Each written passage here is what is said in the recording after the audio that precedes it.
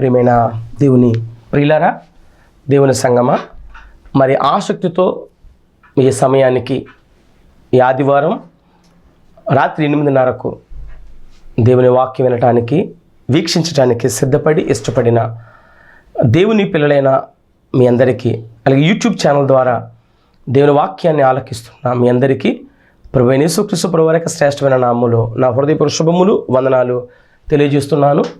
దేవుడు మరొకసారి మీ ముందు ఇటు విధముగా కూర్చుని ఆయన మాటలు, ఆయన సంగతులు చెప్పటానికి ప్రభు చూపిన కృపను బట్టి కృతజ్ఞతాస్తుతులు చెల్లిస్తున్నాను.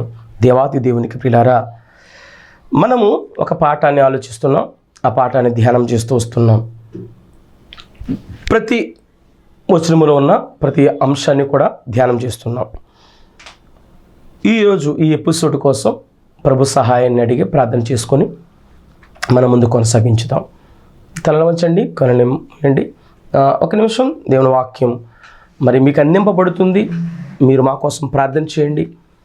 ఇంకా విరివిగా ఆయన సువార్త పరిచయ సాగుటకు ప్రతి ఆటంకమును తొలగింపబడే విధంగా మీరందరూ ప్రార్థన చేయండి. అలాగే మీరు దేవుని వాక్యమును అనేకులకి ప్రకటించుటకు షేర్ చేయండి, గాస్పెల్ని స్ప్రెడ్ చేయండి. ప్రార్థన చేసుకుందాము. పరిశుద్ధుడా, పావనుడా, స్తోత్రాలు. విలువైన సంగతులు ధ్యానిస్తున్నాము నాయన. మా అందరికీ సమయోచిత జ్ఞానమును, ఆత్మీయ నేత్రాలను, మాకు వెలిగించిన ఆత్మీయ జ్ఞానాన్ని అందించండి. మా విరోధి అయిన అపవాది కోసం తెలుసుకోవాలని పరిశుద్ధ లేఖనంలో పెట్టారు. ఆ పరిశుద్ధ లేఖనములో ఉన్న నీ మనస్సులో ఉన్న ప్రతి మాట మేము ఆలకిస్తున్నాం, ధ్యానిస్తున్నాం. ప్రయత్నం చేయుచుండగా నేను నీ ఆత్మ సహాయాన్ని మాకు అందించి, నీ ఆత్మీయ నడిపింపు చేత ఆత్మీయ పలుకులాగా నా కృపనిమ్మని, నీ పిల్లలందరినీ కూడా చక్కగా దేవుని మాటలు వినుటకు సహాయం చేయమని, ప్రతి గొప్ప సంగతులు వినగలిగిన భాగ్యాన్ని నేను వెలిగించే భాగ్యాన్ని బట్టికి ఇవ్వమని, ప్రతి ఒక్కరితో మీరు మాట్లాడమని యేసునామమున అడుగుచున్నాను కన్న తండ్రి, ఆమేన్. మంచిది. ప్రియమైన దేవుని సంగమా, గడిచిన భాగంలో మనం దేవుని యొక్క సంకల్పం ఏమిటి, దేవుని యొక్క ఉద్దేశం ఏంటని కొంత సమాచారాన్ని మనం విన్నాం.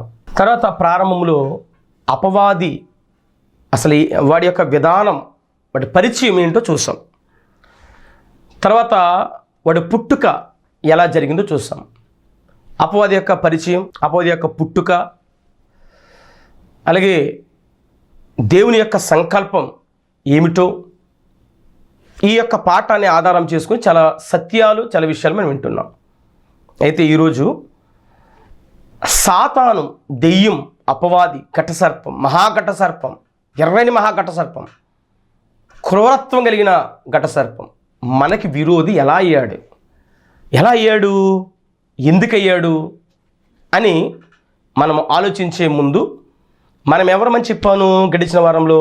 దేవునికి కుమారులము, తండ్రి నుండి క్రీస్తులోనికి, క్రీస్తు ద్వారా మనము వచ్చాము అన్న సంగతి విన్నారు. అంటే మనమందరము దాసి కుమారులం కాదు, స్వతంత్రురాలి కుమారులమని ఒక శారమ్మ గారిని పోల్చి యేసుక్రీస్తు ప్రభువారిని చూపెడుతూ మాట్లాడాడు పౌలు గారు గలతీయులతో. ఈ సంగతి మనకు అర్థమైంది, రైట్.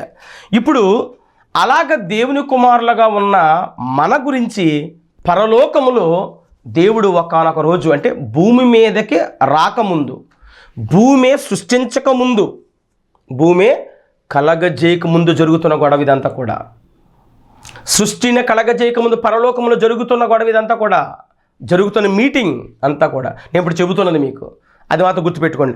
అప్పటికింకా నరకం కూడా కట్టలేదు, పాతాళం కూడా లేదు, పరలోకమే అప్పుడు జరుగుతున్న విషయం. అది భూలోకము, పాతాళలోకము కట్టవలసి వచ్చింది. అది ఇప్పుడు మనకి ఈ విషయాన్ని అర్థమవుతాయి, రైట్. పరలోక రాజ్యం అంటే దేవుడు ఉండే రాజ్యం, దేవుడు ఉండే రాజ్యం పరలోక రాజ్యం. అంతవరకే బైబిల్ చెప్పింది, అంతవరకు ఆలోచిద్దాం. పరలోకములో మన కోసం ఒక చాటింపు జరిగింది. ప్రియులారు, ఇప్పుడు కూడా దేవుడు తన పరిశుద్ధ గ్రంథాన్ని మనకి ఇచ్చినప్పుడు మనకి ఒక్కొక్క నియమం పెట్టాడు. ప్రతి నియమకు ఒక ముళ్ళు ఉంటుంది. కాబట్టి ఆలోచన చేయాలి. ఏమని ఆలోచన చేయాలి? మనం బోధిస్తున్నప్పుడు, దేవుని వాక్యం ప్రకటిస్తున్నప్పుడు కొన్ని నియమాలు పాటించాలి. ప్రపంచములో ఎవరు చెప్పినా ఒకేలాగా చెప్పాలి వాక్యం.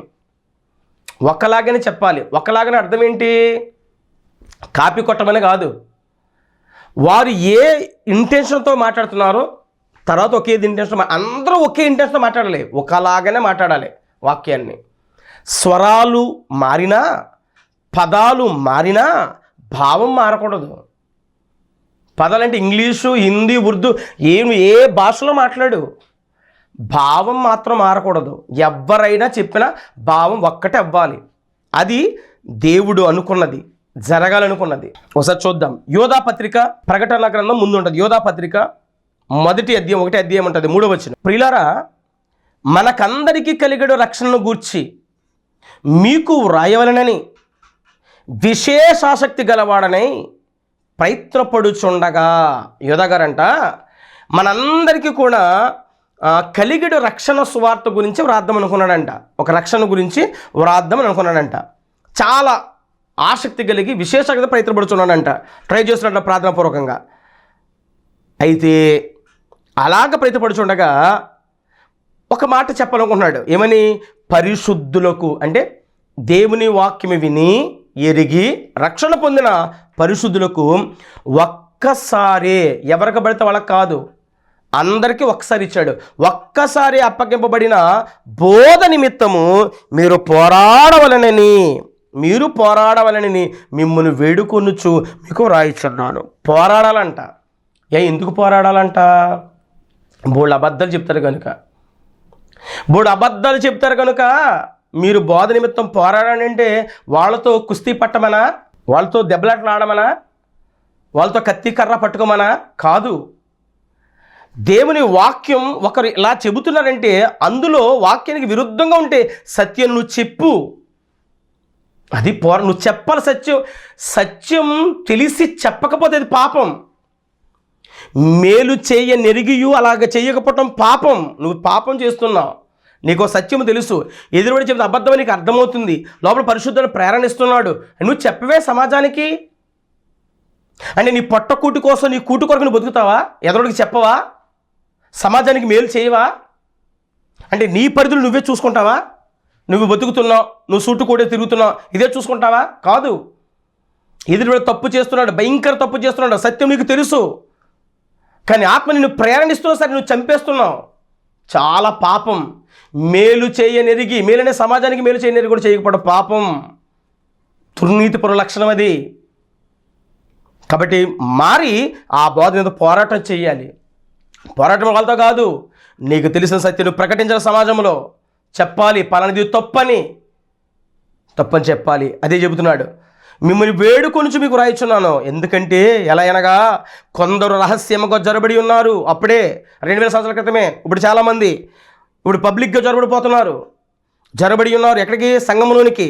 వారు భక్తిహీనులై మన దేవుని కృపను కామాతురత్వములకు దుర్వినియోగపరచుచు మన అద్వితీయ నాథుడును ప్రభువైన యేసు క్రీస్తును విసర్జించుచున్నారు. ఈ తీర్పు పొందుటకు వారు పూర్వమందే సూచింపబడిన, రాయబడి ఉన్నారంటే వీళ్ళు ఆల్రెడీ ఇలాగ వస్తారని.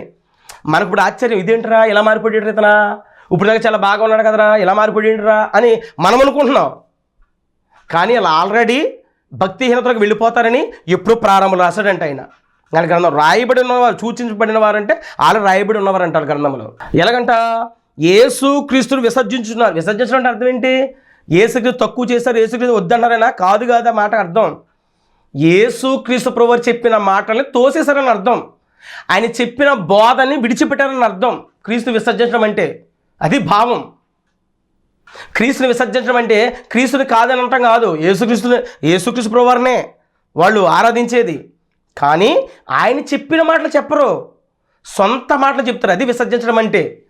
ఎదుటివాడి మాట మనం వినప్పుడే కదండి వాడిని విసర్జించామని అర్థం, వదిలిపెట్టామని అర్థం.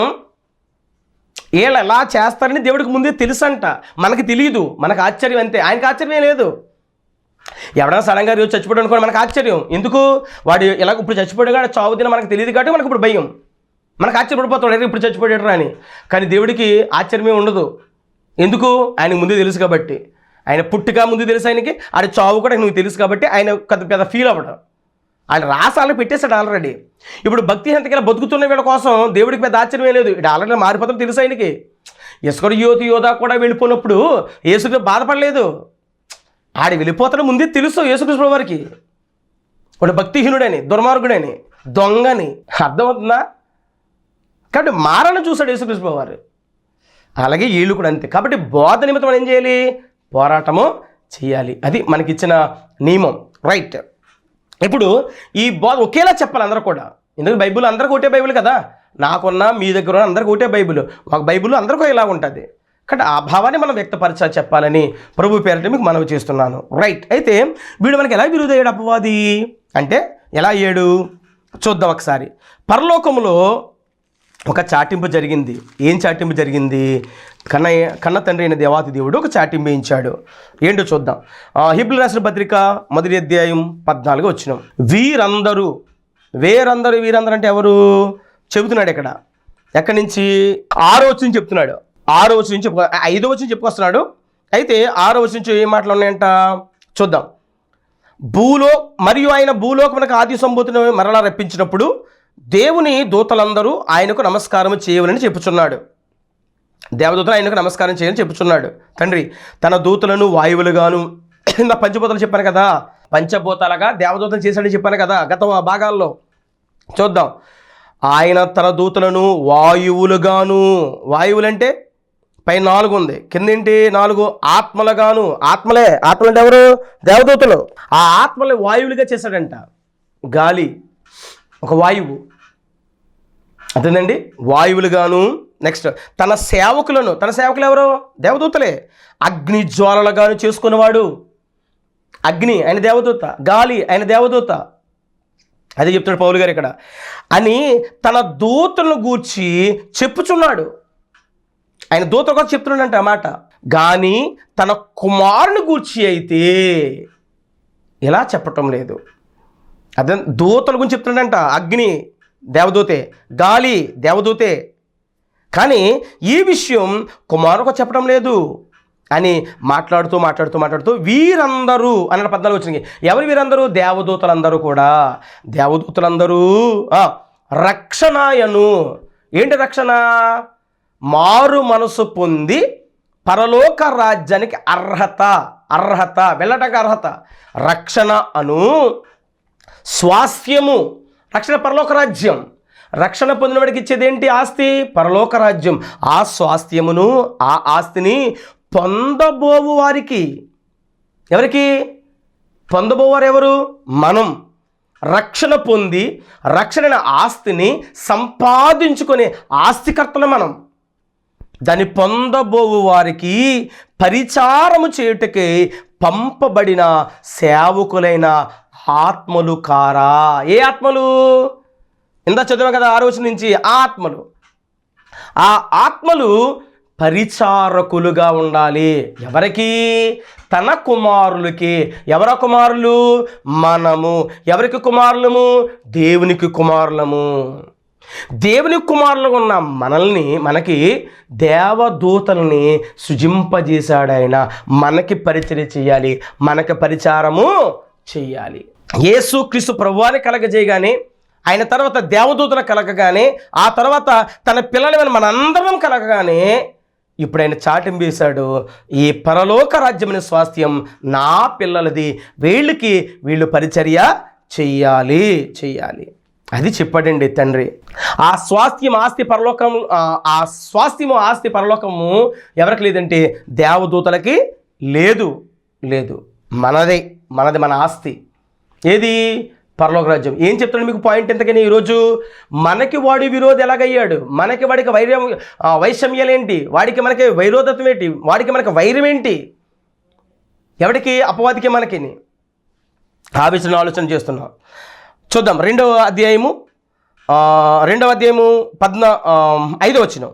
మనము మాట్లాడుచున్న ఏది? పరలోక రాజ్యం. ఆ రాబోవు లోకమును. ఏ రాబోవు లోకము? పరలోకమును ఆయన దూతలకు లోపరచలేదు. ఎవరికి ఇవ్వలేదు? దేవదూతలకి పరలోకం ఇవ్వలేదు. మీకివ్వను. నా పిల్లలది ఇది. నా పిల్లకి పని చేసుకొని బ్రతకాలి. నా పిల్లల కోసం మిమ్మల్ని చేశాను. నేను నా నోటి చేత కలగజేశాను. వీళ్ళని నేను కన్నాను. నేను కన్నాను. నోటి మాట చేత దేవదూతలు.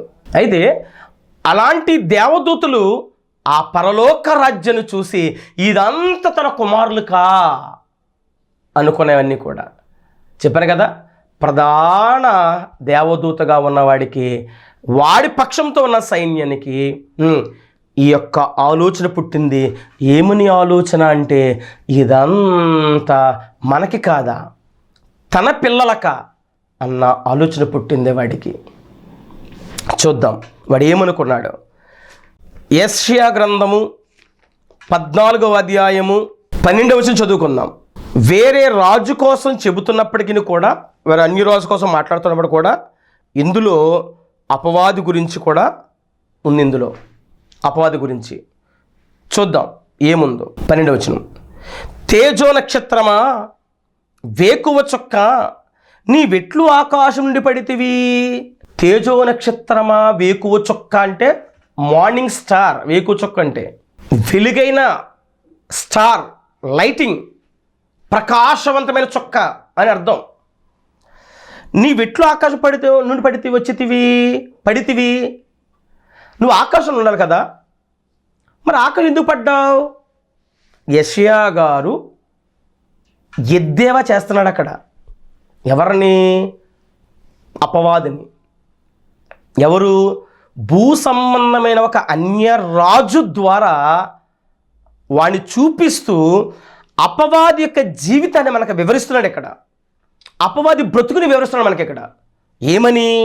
తేజో నక్షత్రమా, వేకువ చుక్క, నీవెట్లు ఆకాశం పడితివి. ఎటగానే చేస్తున్నాడు యెషయా గారు. అది అక్కడ. జనులను పడగొట్టిన నీవు నేలము మట్టము వరకు ఎట్లు నరకబడితివి. జనమును పడగొట్టమంటే పరలోకములో జనములు, పరలోకములో దేవతలు పడగొట్టాడు వాడు, పాడు చేశాడు వాడు. అలాంటి వాడు నేల మట్టుకు ఎట్లు నరకబడితివి. నేను, చూడండి వాడు ఏమనుకున్నాడు, నేను ఆకాశంకి ఎక్కిపోయేదను దేవుని నక్షత్రములకు పైగా. దేవుని నక్షత్రం అంటే ఎవరు? మనము. దేవుని స్టార్స్ మనం. సూపర్ స్టార్ అయినా, మెగాస్టార్ అయినా, పవర్ స్టార్ అయినా, ఏ స్టార్ అయినా మనం, రియల్ స్టార్ అయినా సరే. కానీ వాడు వాడుకున్నాడు అన్నీ కూడా లోకానికి. అన్ని స్టార్లు మనమే. చూడండి, దేవుని నక్షత్రములకు పైగా అంటే మనకు పైగా నా సింహాసనం ఇచ్చింతును. వాడు అనుకున్నాడంట తన పిల్లలకే ఇస్తానన్న సింహాసనం కాదు, నాకు ఇవ్వాలి, వా పిల్లల కంటే నేనే ఉన్నతమైన వాడుగా ఉండాలని అపవాది నువ్వు అనుకున్నావు. ఇచ్చింతును ఉత్తర దిక్కున సభాపర్వతం మీద కూర్చుందనైతే తండ్రి సింహాసనం మీద కూర్చుంటానని మేఘమండలం మీదకి ఎక్కెదును. ఎక్కడికంట? మేఘమండలం మీదకి ఎక్కుదును. మహోన్నతునితో అంటే తండ్రితో, దేవాతి దేవునితో నన్ను సమానునిగా చేసుకుందునని నీవు మనసులో అనుకుంటివి కదా. నువ్వు నరకబడ్డావు, పడబడ్డావు, నేలమడి ఇందుకు పడిపోయావంటే నువ్వు తేజో నక్షత్రం వేకువ చుక్కగా నువ్వు అనుకున్నవాడవైతే ఎప్పుడు కూడా పరలోకాలు మెరవలసిన వాడి నువ్వు ఎందుకు పడిపోయావంటే నువ్వు ఇలా ఒకరోజు అనుకున్నావు. ఎక్కడ అనుకున్నావు? నీ మనస్సులో అనుకున్నావు. మనస్సులో అనుకుని చంపేశాడు దేవదూతని దేవుడు. కానీ వాడు దాసుడు, మన కొడుకులమి కుమారులమి మనకి ఎన్ని తప్పులు చేసి క్షమిస్తున్నాడు. దాసుడికి కొడుకి వ్యత్యాసం చూడండి ప్రియులారా. వాడు మనసులో అనుకున్నాడంట, నేను ఎలాగ తండ్రి దేవాతి దేశం మీద కూర్చోవాలి, తన పిల్లల కంటే గొప్పగా నేను ఉండాలని వాడు ఫీల్ అయ్యాడంట. అనుకుంటేవి కదా, నీవు పాతాళమునకు నరకములు ఒక మూలకు త్రోయబడితే. అంటే పాతాళం ఎక్కడుంది? నరకం ఎక్కడుంది? పాతాళలోకములు ఉంది. నరకం ఎక్కడుంది? పాతాళలోకం. ఒక అడ్రస్ చెప్తున్నాడు, పాతాళమునకు నరకముల్లో ఒక మూలకు త్రోయబడితివే. అంటే వీడు ఎక్కడి నుంచి పడ్డాడంట? దేవుని నక్షత్రం అంటే పిల్లలు మనమే స్టార్స్. అయితే ఏమనుకున్నాడంటే వాడు, నాకు వాళ్ళ సింహాసనం నాకు కావాలి. ఎవరి సింహాసనం? సింహాసనాలకు. మన సింహాసనం, మన ఆస్తి, మన స్వాస్థ్యం కావాలనుకున్నాడు. మన ఆస్తి మీద కన్నేశాడు వాడు. వాడికి మనకి విరోధం అక్కడ వచ్చిందండి. దేవుడు మనకు ఆస్తిని ఆస్తిస్తే వాడు కన్ను వేశాడండి మన ఆస్తి పైన. మరి నీ ఆస్తి నువ్వు కాపాడుకుంటానికి నువ్వు పోరాటం చేయవా? నీ ఆస్తి నువ్వు కాపాడుకుంటాడు వాడి రహస్యాలు తెలుసుకోవా? అందుకు తెలుసుకోవాలి. వాడికి మనకి విరోధం ఏంటంటే నీ ఆస్తిని కావాలి, నీ సింహాసనం కూర్చున్నాడు చూస్తున్నాడు వాడు. అందుకు దేవుడు సహించలేదు మన ఆడిని. అందుకే పరలోకములో ఉన్నప్పుడు వాడు ఇలా మనసులో అనుకున్నప్పుడు దేవుడు వాడిని క్రిందకి తోసివేశాడు. ఇదే మాట భూమి మీదకి వచ్చినప్పుడు యేసుక్రీస్తు మాట్లాడుతూ చూడండి ఒకసారి. లూకా సువార్త 10వ అధ్యాయము 18 ఆయన యేసుక్రీస్తు వారు సాతాను మెరుపు వలె ఆకాశము నుండి పడుట చూచితిని. ఆకాశంలో పడ్డాడంట. ఎవరు?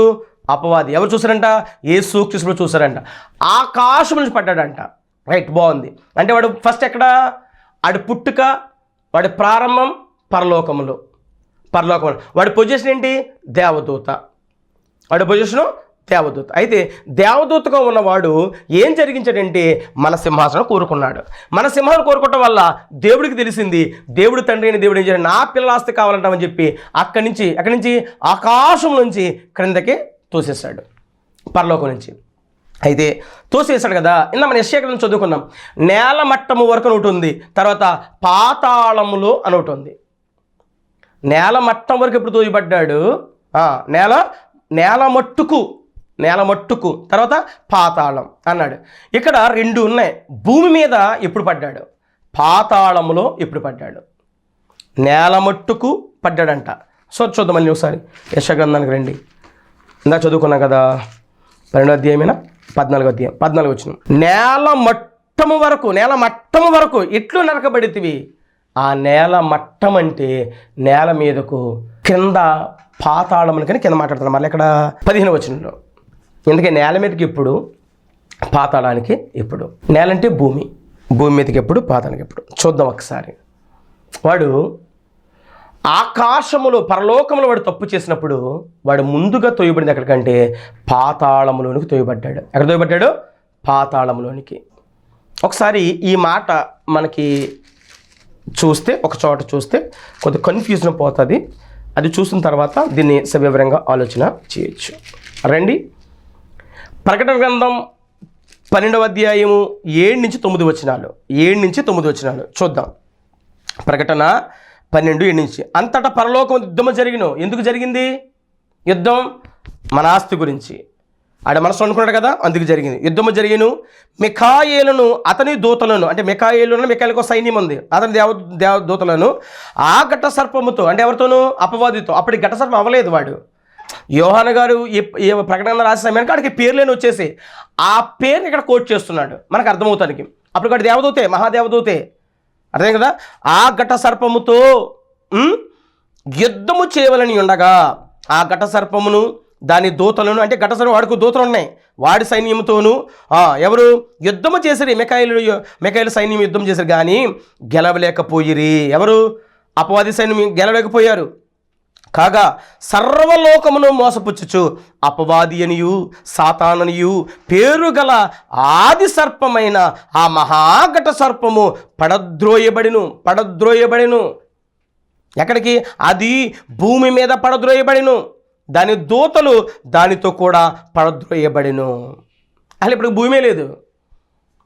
వాడు పడే సమయానికి భూమే లేదు, కానీ భూమి మీద పడద్రోయబడ్డాయని యోహాను గారు చెబుతున్నాడు. యెషయా గారు ఏం చెప్పాడు? పాతాళంలో నరకము త్రోయబడిన ఆ యెషయా గారు చెప్పారు. అర్థమవుతుంది కదా మాటలు. అంటే వాక్యాన్ని మనం చాలా జాగ్రత్తగా చూసుకోవాలి. భూమి పడద్రోయబడిను. మరియు ఒక గొప్ప పరలోకమున ఎలాగూ చెప్పడా వింటిని. ఏమని? రాత్రింబగళ్ళు మన దేవుని ఎదుట మన సహోదరుల మీద నేరము మోపుచు అపవాది పడద్రోయబడి ఉన్నాడు గనుక ఇప్పుడు రక్షణయు శక్తియు రాజ్యమును మన దేవుని వాయను, ఇప్పుడు అధికారము ఆయన క్రీస్తుదాయను. క్రీస్తుది. అందుకే అంటున్నాడు చూడండి. వారు గొర్రెపిల్ల రక్తమును బట్టి తామిచ్చిన సాక్ష్యమును బట్టి వారిని జయించున్నారు, కానీ మరణం వరకు తన ప్రాణములు ప్రేమించిన వారు కారు. అందుచేత పరలోక నివాసులారా ఉత్సహించండి, భూమి సముద్రమ మీకు శ్రమ. అపవాది తనకు సమయం కొంచెం తెలుసుకుని బహుక్రోధము గలవాడే మీ యొద్దకు దిగి వచ్చి ఉన్నాడని చెప్పాను. బాగా వినండి. ఇప్పుడు పరలోకంలో యుద్ధం జరిగింది, భూమి మీదకి వాడేమంటాడు? త్రోయబడ్డాడు. ఎప్పుడు ఏం జరిగింది అంటే ఇక్కడ పరలోకంలో యుద్ధం జరిగింది, భూమి మీదకి ఎప్పుడు త్రోయబడ్డాడంటే ఫస్ట్ వాడు త్రోయబడింది పాతాళములోనికి. అసలు పాతాళం కట్టిందే వాడి కొరకు. ఎవడి కొరకు? మహాదేవదూతగా ఉన్నవాడు ఎప్పుడేమన్నా ఆస్తి మీద కన్నేశాడో, కన్ను వేసిన మరుక్షణం దేవుడు వాడితో పాటు ఎవరైతే మన ఆస్తి మీద కన్నేశారో అందరూ వాడి దేవదూతలు అందరినీ ఈ లోకములోనికి తోసేశాడు. ఏ లోకం చూద్దాం, పేతురు గారిని అడుగుదాం. పేతురు రాసిన 2వ పత్రిక, కొంచెం జాగ్రత్తగా 2 నిమిషాలు ముగించేసుకుందాం. పేతురు గారు రాసిన 2వ పత్రిక 2వ అధ్యాయము 4వ వచనం. దేవదూతలు పాపం చేసినప్పుడు, ఎక్కడ? పరలోకంలో పాపం చేసినప్పుడు, అంటే వ్యతిరేకంగా చేసినప్పుడు దేవుడు వారిని విడిచిపెట్టక పాతాళలోకమందలి కట్టిక చీకటి గలగ బెలములలోనికి త్రోసి తీర్పు కావలిలో ఉంచబడే వరకు వారిని అప్పగించెను. ఎక్కడ త్రోసిపెట్టాడంట? పాతాళలోకానికి త్రోయబడ్డాడు. ఎవరు? అపవాది, వారి సైన్యం. ఎక్కడ? కట్టిక చీకటి గలగ బెలం అంటే నరకం. ఇదే యోధాపత్రిక 6వ వచనం. మరియు తమ ప్రధానత్వమును నిలుపుకొనక, దేవదూత ప్రధానత నిలుపుకొనక, తమ నివాస స్థలమైన పరలోక రాజ్యమును విడిచిన దేవదూతలను మహాదినమున జరుగు తీర్పు వరకు కట్టిక చీకటిలో నిత్య పాశములతో ఆయన బంధించి భద్రము చేసెను. కట్టిక చీకటి గల బెలం అంటే నిత్య పాతాళములో వాళ్ళని ఉంచాడు. అంటే ఈరోజు మనం తెలుసుకోవాల్సిన విషయం ఏంటంటే, వాడు మనకి విరోధి ఎలా అయ్యాడంటే, మన ఆస్తి, మన పరలోక రాజ్యం పైన వాడు కన్నేశాడు, మన సింహాసనం పైన. అప్పుడు దేవుడు వాడిని పరలోక రాజ్యం నుంచి తోసివేసేసాడు. ఎక్కడికి? పాతాళ లోకములో ఉన్న కట్టిక చీకటి కలిగిన నరకమును తోసేశాడు. వాడి దేవదూతల్ని అందరినీ తోసాడు. అంటే అక్కడ నుంచి డైరెక్ట్గా ఎక్కడికి వచ్చాడంటే పాతాళ లోకానికి వచ్చాడు. అర్థమైంది కదా? పాతాళ లోకములో దేవదూతలు, అపవాది అనే దేవదూత అందరూ కూడా ఉన్నారు. వాడి కోసం కట్టింది పాతాళం, వాడి కోసం కట్టింది నరకం. అయితే మరి ఇప్పుడు భూమి మీదకి ఎలా వచ్చాడు? భూమి మీద ఎలా చేస్తున్నాడు? అసలు మనం ఎందుకు వచ్చాం భూమి మీదకి? మనం రావాల్సిన పని ఎందుకు వచ్చింది భూమి మీదకి అన్న సంగతులు వచ్చే వారం ధ్యానము చేద్దాం. అప్పటి వరకు క్రీస్తు కృప మీకు తోడుగా ఉండును గాక. ఆమేన్. ప్రార్థన చేసుకుందాం. తలలు వంచండి, కొనలు మోయండి. పరిశుద్ధుడైన మా తండ్రి, సర్వోన్నతుడా, సర్వాధికారి, మీకు స్తోత్రాలు.